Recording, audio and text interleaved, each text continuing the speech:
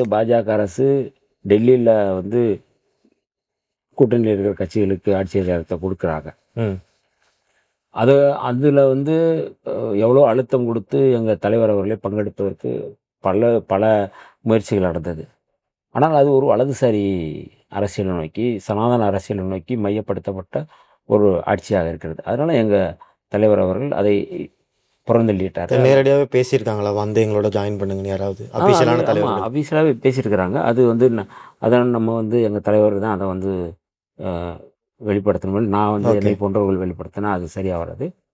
அதாவது அங்கே ராம்விலாஸ் பாஸ்வான், ராமதாஸ் அத்வாலே போன்றவர்கள் எல்லாமே இருக்கிறாங்க. ஏன்னா பாஜகவுக்கு ஒரு ஒரு இலக்கு, அகில இந்திய அளவில் வந்து தலித்துகளை வந்து அவங்க வந்து கபலீகரம் செய்கிறதா, அதுக்காக தலித் லீடர்களை வந்து அவங்க வந்து கபலீகரம் செஞ்சிட்ருக்குறாங்க.